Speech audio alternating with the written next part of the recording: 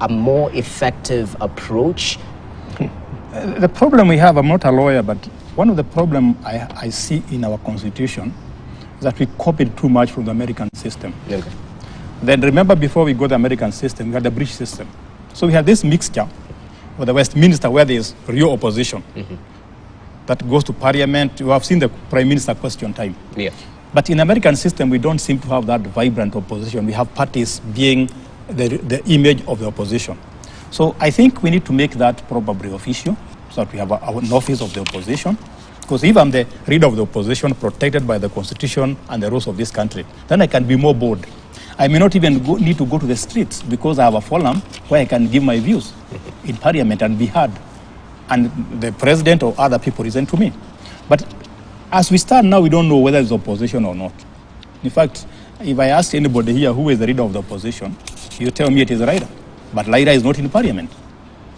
So we need to have the opposition represented in the highest level of the government, which is in the parliament. And if we do that, I'm sure some of these mass actions will have somewhere to ventilate without going to the streets. And the sooner we do that, the better. Interesting. Prof. Wanaina, as I cross over to you, a couple of political sentiments have touched on this government that we're talking about right now. Yeah. Recently, Deputy President Rigathi Gachagua, I don't know if you're a shareholder in this country. Perhaps you tell us, perhaps you let us know. But what do you make of such sentiments? Is he speaking perhaps the truth of the matter, that if you didn't support this government, naturally we will perhaps absorb the ones who supported first of all as you wait on the sidelines, and then we'll see later on? Because, and perhaps my director can put it up, we have the editorial cartoon on the Daily Nation, which seems quite interesting. You will just see it on the screen in quite a few. Our supporters will benefit first. And there you have it. The script is with the president, but as you can see, the deputy president, illustrated in a yellow bird right there, is throwing off the script, mentioning words off the cuff. What do you make of such? And the inclusion aspect, especially with the Kenya Kwanza administration. I hear you. I'll put some arrogance here. Probably I would pass commenting about the deputy. Yeah. But even before I come to the deputy, there are two things we probably need to bring out here. The President Ruto was given responsibility on 9th of August to run this country by the Kenyans. I think he should rise beyond noise making and concentrate on turning this economy. That's something, and I think the president is beyond some kind of narratives here, which to me are not here there. Because step back and rewind. Since 1982, 80s, we have been having the same narrative and same individual in the picture. It doesn't just reach somewhere as, was it Einstein who said that you're doing the same thing, expecting different results? And question about that. But I think the president has a responsibility to the Kenyans. That should be really his concern before he goes to sleep and when he wakes up. That is his responsibility. Now, the deputy president, I don't know what to say. John. Are you a shareholder? I'm not quite sure. Yeah, I'm shareholding. But he needs some. He needs to sit with Wazes. He needs to ease up. Yes, he needs to be with Wazes. The Nation actually summarized so well. There was a editorial either Monday or Tuesday of the Daily Nation, and people can look at that. I think I can't say better than what the Daily Nation said about the deputy. Some of the things he has said, we need to think them through, so that and the position he has, it should do it very differently. What I say, how is it taken? If it's somebody else, probably we take it differently. But his position requires you to say certain things. It's even at a certain level, I cannot say certain things because of what will be taken. Yeah. The same with the president. You have to be calculated and be strong to have a heart of hearts. You'll be bashed, but the focus is. So the deputy president, there are some areas he runs short of expectation.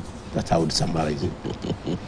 Well, he's quite cautious with his words. I've noticed that. Well in, Prof. Perhaps you can add your voice to that particular issue. Yes, I would. You've done well, Prof.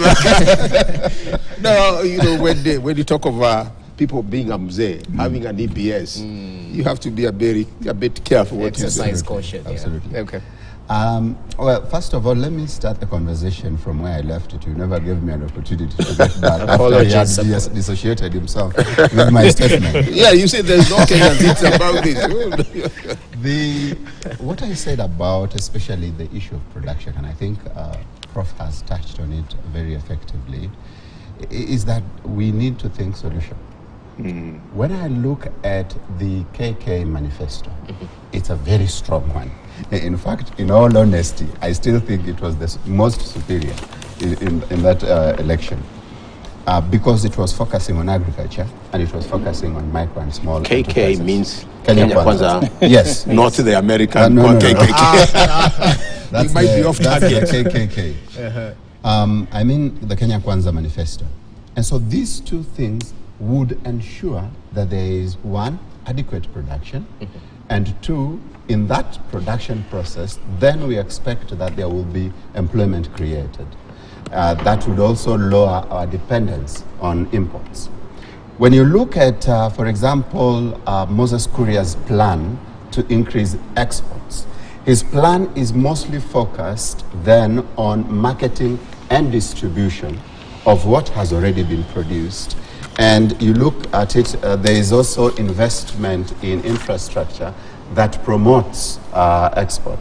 But you do not see a clear and a well laid out plan to support cottage industries that can actually produce things to be exported. That's the first problem. The second problem I had alluded to is the fact that our focus on agricultural production has been that let us bring forth fertilizers and give fertilizers to farmers. But as he mentioned, the problem in farming or in agriculture is not just fertilizer.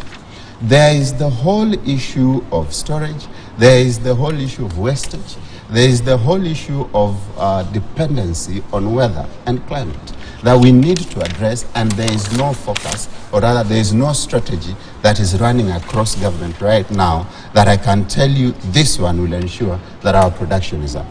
At the same time, we are, of course, there is a there's a common, or should I say a loud secret now, that we are devaluing our currency to increase exports.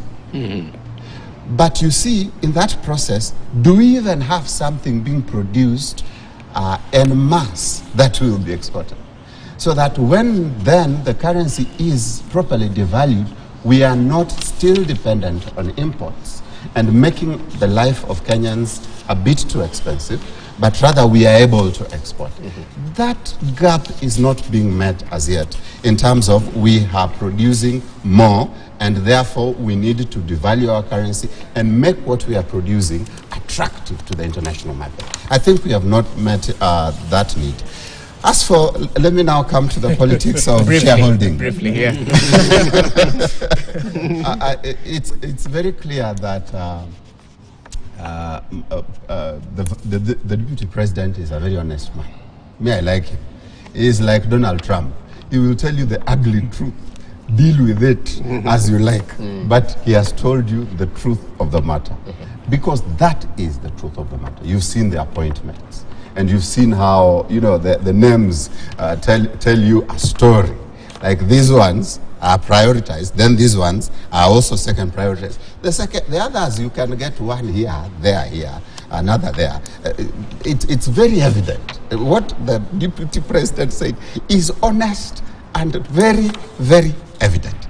But it is a problem. And it is a problem because we have had an issue of inclusion for a very long time in this country. We saw it during the era of Kibaki, and there were complaints about it. We saw it during the era of Uhuru, and there were complaints about it. And now it looks like this administration is still advancing that problem. And you see, what this does in a span of 20, 30 years is that then you will find yourself in a place like where we were, where someone is saying, Pwani si Kenya, because they don't feel represented. And representation is very important in government because it ensures that there is security, there is stability. Everybody feels like they're part of that government. And when then you start excluding parts of the country and saying, sisi ndio shareholders, nyinyi ni wale wengine wangwana, mngoje kidogo tukishashiba, we will consider you. I think that is irresponsible. And I think that it is taking us to a very bad place as a country. But I mean, even as you say that, I mean, it's quite fair, but we've seen the president, you know, make the effort of going to areas that are considered strongholds of the opposition, at least give a hint that, you know, development projects will be following thereafter. Haven't they tried to balance? If you look at the president, the deputy president, I mean, what would you make of it? No. I mean, visiting is good. Let him visit everywhere. And I saw that Natambea was saying that Ruto is the first president to visit in 20 years. I'm not sure how true that is. But visiting is good. Okay. But the fact that you visit a bank doesn't mean you have money there. Or that you have invested money there. But if you give a commitment, then I will. Political commitments are just that. They are political commitments. And so the fact that, for example, Ruto visited Nyanza, let's start from there. I think that is the one that is in everybody's mind now, because he was there in December, and I think January, and visited and had meetings with leaders, and then there were development projects that were agreed upon. I even remember Oburu telling him, thank you for hiring so-and-so into cabinet, consider hiring more. Does not mean that then those development projects will be prioritized, because the issue is of representation is one, prioritization, and access to opportunities.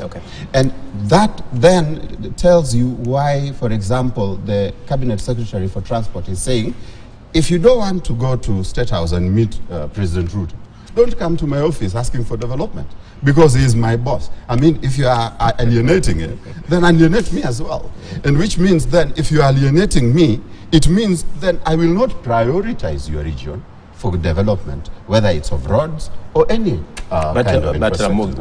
When do we stop about dividing the cake and concentrated on making the cake bigger? But why are we not talking about dividing the cake? The cake is big. We have a GDP of over 10 trillion shillings. That cake is big. First of all, if we divide it right, we will motivate Kenyans to then bake it. Gentlemen, allow me to take a short break right there. We'll be back as we expound this particular discussion. I can see it's a burning point for these two gentlemen right here. So we'll be back with that. Allow us to pay the bills. You're watching Morning Prime. Thank you for staying with us. We'll be back after this short break. Of course, we continue highlighting what's fresh off the press, today's dailies, and what has been encompassed in it. But a little bit later on, we'll focus on the state of the economy, highlighting a couple of issues that have played out in this particular week. Stay with us. We'll be right back in a few.